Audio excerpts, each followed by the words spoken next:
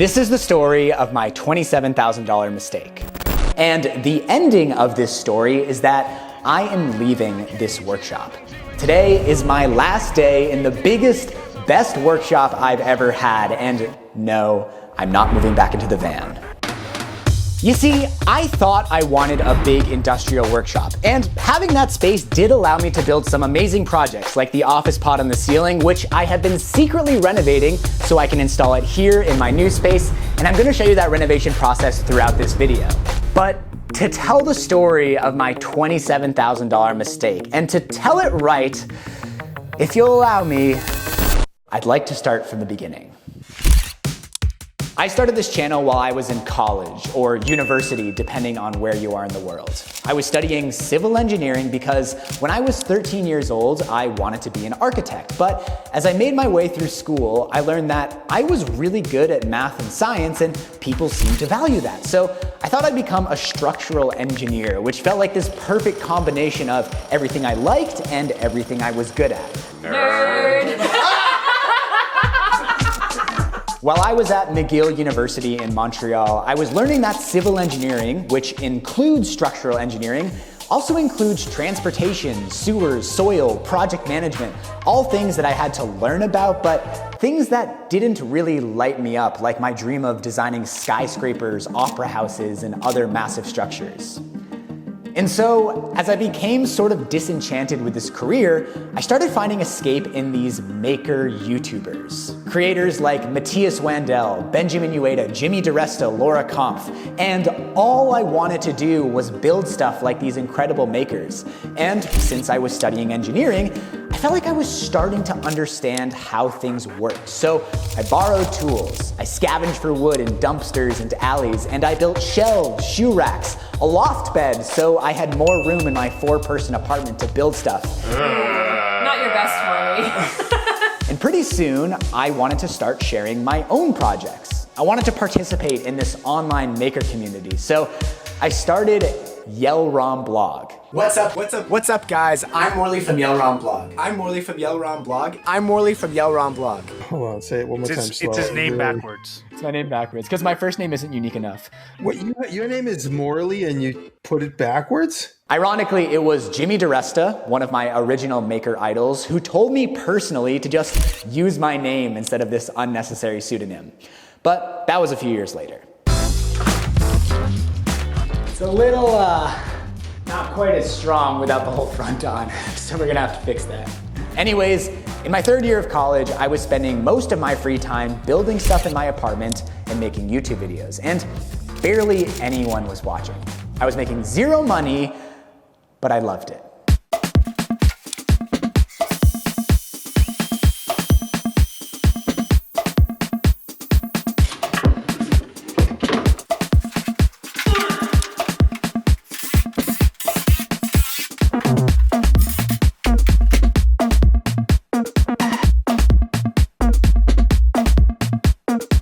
Oh my God, it is so much stiffer. It's like one solid body again, which I guess is sort of like the theory of beams. You take out a column, you add a beam, and it kind of takes its place. Look, Mom, I'm using my engineering degree. All of a sudden, college was over, and I got my first big boy job. That job was possibly the furthest thing from 13-year-old Morley's architecture dreams. I was a project coordinator working on the engineering of cookie-cutter residential subdivisions. I was basically doing the most stereotypical, disconnected cubicle job you can imagine, but it paid well, and it felt good to get a high-paying job right out of school. I lasted 3 months in that job before I realized that my soul was dying, and I didn't know what I needed to do, but I knew that I had to be more creative and more hands-on, so I quit. That was in November of 2019, so you probably know that about 4 months later... Tonight, elected officials taking unprecedented measures to keep people safe. Illinois and Ohio closing all bars and restaurants beginning tonight. California shutting down bars and wineries and asking those 65 and older to self-isolate. But before that happened, I had 4 blissful months of making in my tiny apartment, working on YouTube videos, and figuring out next steps. No, it wasn't blissful, it was confusing, but it was nice in its own way. I always loved Mythbusters and Adam Savage, and Toronto, where I was living at the time, it has a huge film industry, so I thought, hey, maybe I'll make props for movies. But I wasn't an artist, I had zero portfolio or relevant experience, so the prop houses kind of laughed in my face, but I did have enough skills and experience to get a job building scenery for the TV industry. This was more run-of-the-mill carpentry. We built the set for Top Chef Canada. We did these weird corporate events. And honestly, in the 3 months I was there, I learned an incredible amount about carpentry. But I quickly learned that this also wasn't my future. I kind of felt like a dumber version of myself. I just wasn't using the engineering or creative parts of my brain. During all of this, I was continuing to make YouTube videos. At the time, I was doing a lot of leather work, which was a great craft to do in our tiny city apartment. And I was spinning it up into a nice little custom leathercraft business. One day I realized that with a 3D printer, I could make custom embossings and really level up my craft. But more than that, I had this feeling that a 3D printer would blow open my creativity like nothing I'd ever done. And that's exactly what it did. When COVID caused work at the scenery shop to dry up, I was honestly happy about it because this 3D printer had unlocked my creativity and I needed all of that time to make projects and make videos. But I also needed to make money, so I started delivering food on my bicycle. And for a little while there, I settled into this nice little existence, working on my YouTube channel during the day, staying active and making money at night, and conveniently avoiding the isolation many people experienced during COVID. But after a while, once again, I started feeling like a dumber version of myself. Except now that I was a couple years out of college and many of my friends were accelerating their careers, it was more this feeling of insecurity, like I wasn't living up to my potential. So I started considering going back to engineering, or maybe something else. Maybe I wanted to be a teacher. I mean, I was already doing a lot of teaching on my YouTube channel, but I didn't really have experience working with kids, so I got a job at this amazing STEM camp called the STEAM Project, where I led a summer camp where kids learned about robotics, engineering, 3D printing. I taught woodworking to this wonderful group of 12-year-olds. And throughout all that, I was continuing to make YouTube videos. By that point, we had moved into a bigger apartment with a second bedroom that I could dedicate to leatherwork and 3D printing. And it also had the sketchiest garage you can imagine. This was by no means a dedicated workshop. I shared that garage with my car, so every night I had to push all my tools against the wall. I had to stop early because I had to go move my car. After almost a year of working for this STEM camp, it was becoming clear that I wasn't meant to be a teacher. Maybe I could have a fulfilling career teaching high school science, but my passion, the thing that I really wanted to do deep down, was build stuff and make videos.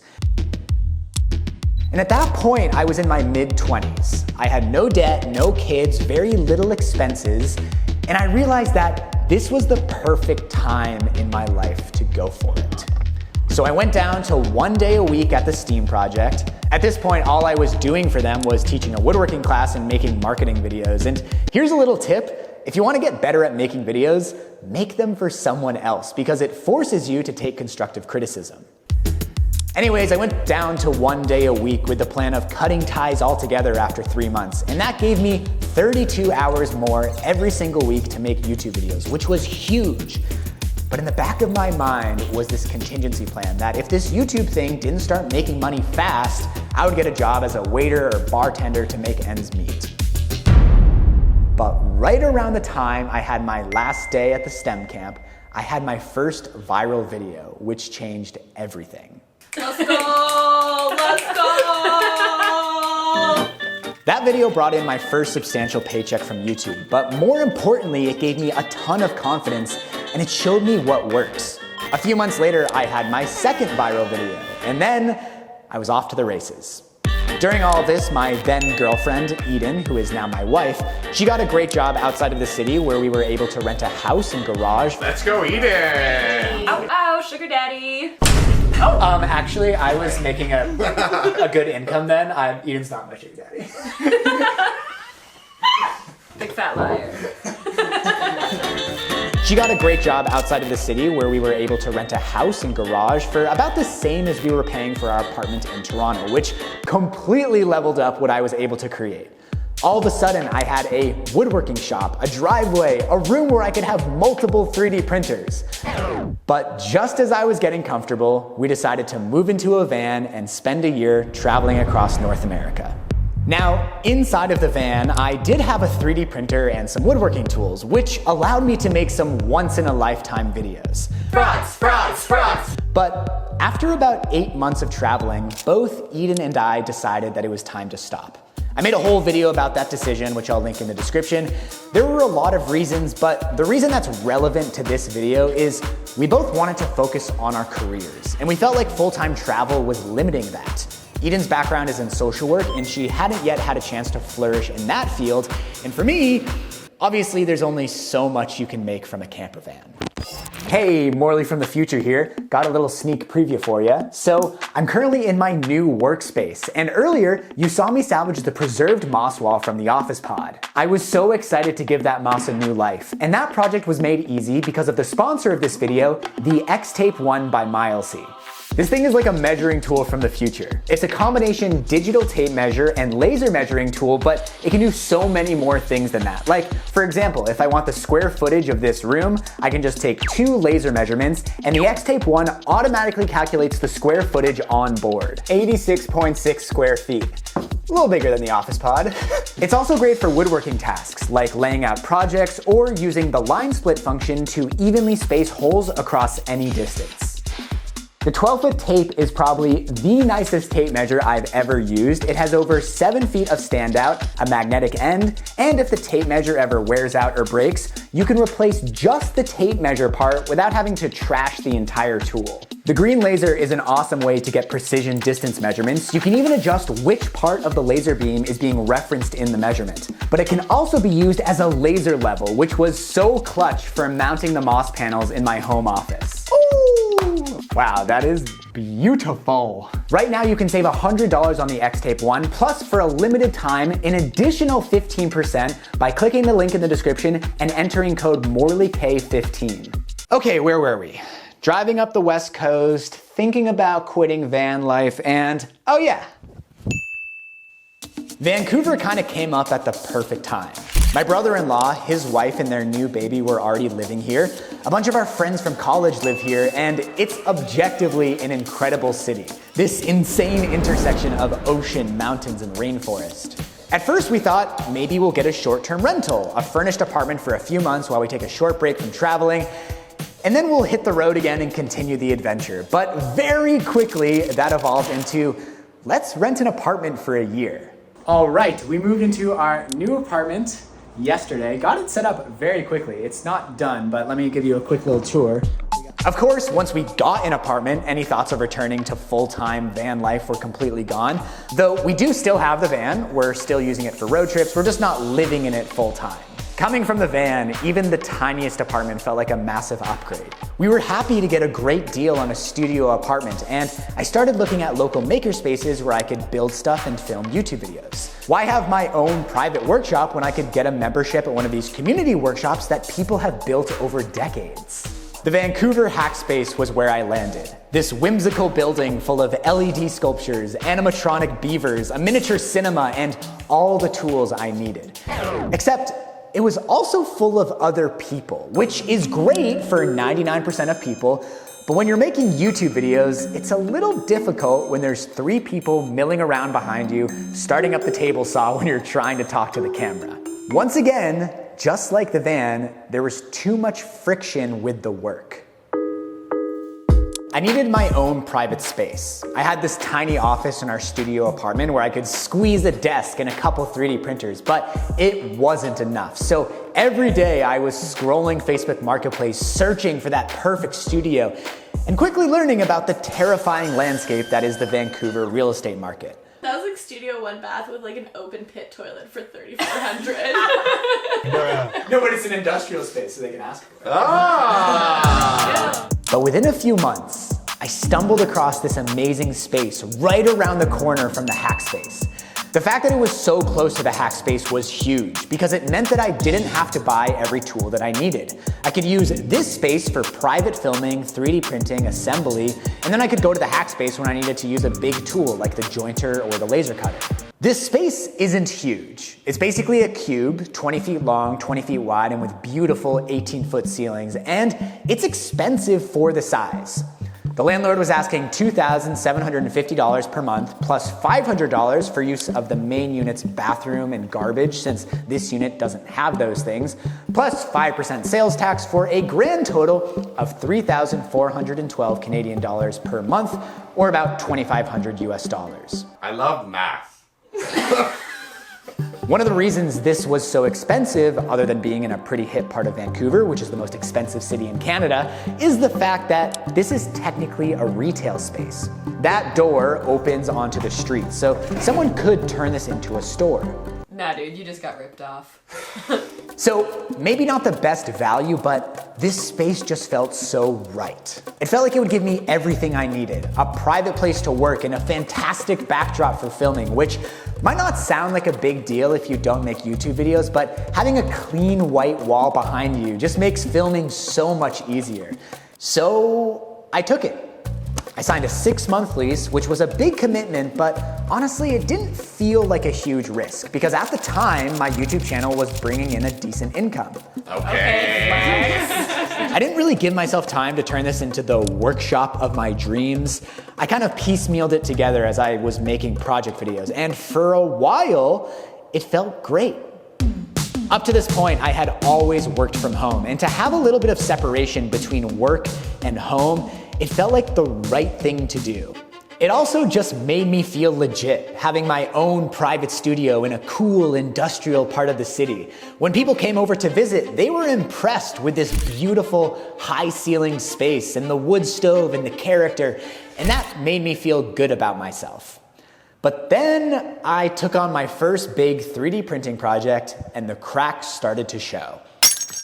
I was making a reproduction of this big designer chair, the Heller Fortune chair, and I had split it into like 30 pieces so that I could print on desktop 3D printers.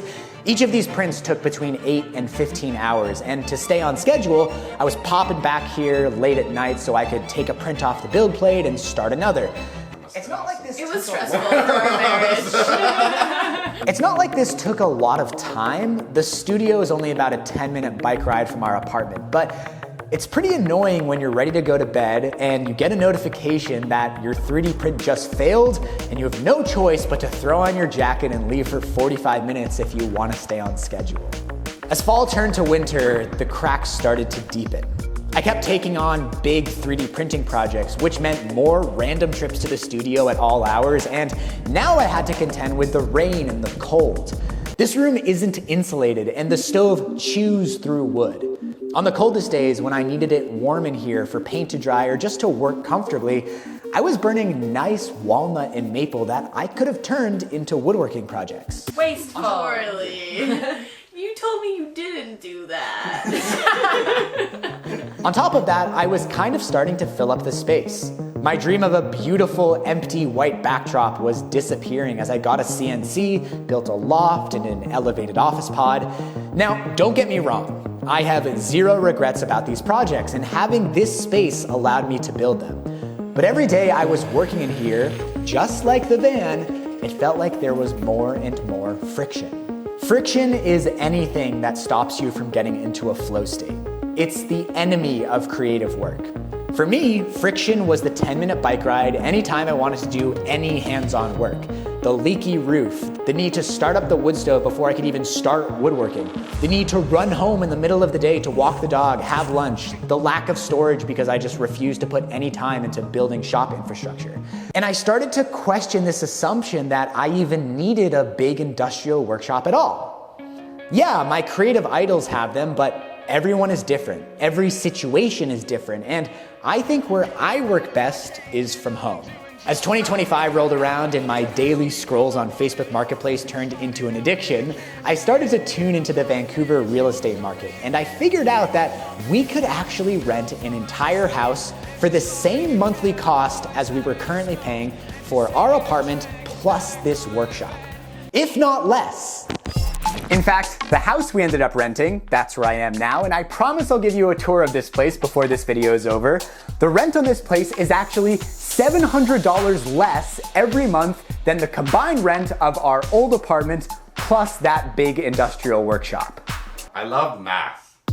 So, after 8 short months at the East Pender Street workshop, I ended my lease and moved out. Around that time, I decided to splurge on a Japanese K-truck, which made the move so much easier. You already saw me use it to move the entire office pod to our new house, but this Mountain Mama also moved my CNC, my 4x8 assembly table, and countless loads of lumber and furniture.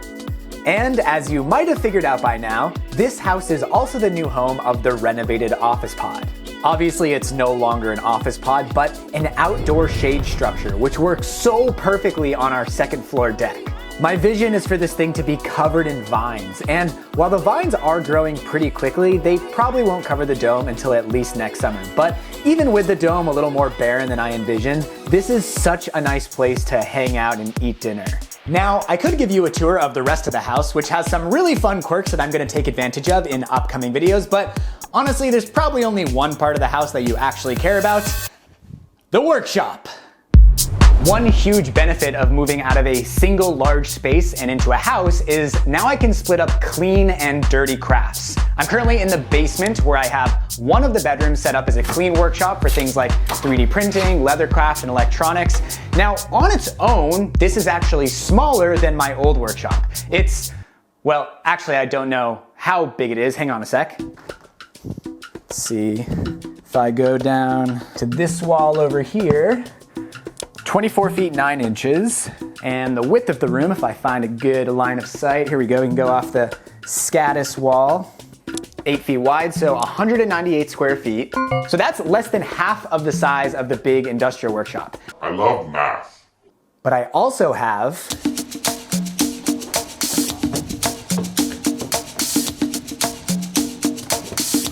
this entire garage.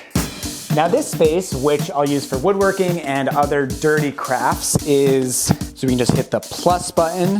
I can go from this side, 10 feet wide. And if I go from down here, all right, 23 feet long, which makes the garage 233 square feet, plus 198 from the basement, giving us a total workshop square footage of 432 square feet. Both of these spaces combined are actually larger than the big industrial workshop. I love math. We've been living in this house for about 5 weeks now, and I spent a lot of that time off camera setting up the workshop with a focus on minimizing friction. And it's only in the last few days that it finally feels like I have that at-home workshop that I've been craving, where I can casually run out to the garage after dinner and tinker on a project or put on a coat of finish.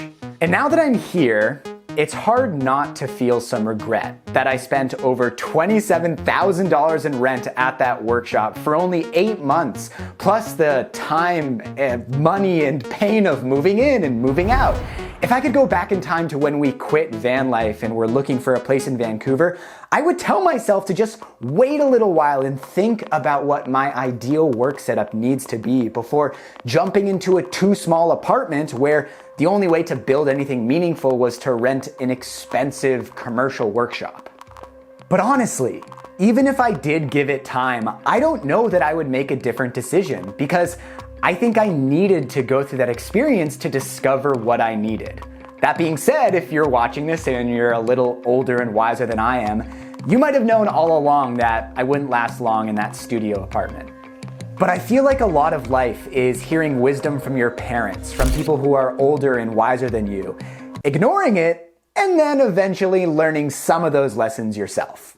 And you know, all the time, I wish I could just instantly apply those hard-won lessons to my own life and avoid all the pain and suffering along the way. But a lot of what I do, a lot of what has led to my success goes against traditional thinking. All the same, sometimes I think about how much simpler life would be if I never left my hometown of Nashua, New Hampshire, bought a cheap house with a big workshop, never moved. Oh my gosh, never moving. I think I've moved 9 times in my life, maybe 10. But if I did that, if I never moved to Canada, I never would have met Eden. We never would have gone on this wonderful adventure across America in our camper van. I never would have had all these experiences that inspire my creative work. Heck, I might have never started a YouTube channel because so much of my creativity comes from the people I meet, the experiences I have, and the places where I live. So even though if I could go back in time, I would have done things differently, I don't regret the money that I spent at that workshop. But I am so excited to be here. I feel incredibly inspired. I have some amazing projects on the way that I'm so excited to share with you. And thank you so much for sitting through this honestly kind of long-winded video. If you made it to the end, please spam the comments with I love math. and a special thanks to my top supporters on YouTube memberships and Patreon, Paige Arlt, Luis Armendariz, and my mom, Kathy Kurt. Love you, Mom.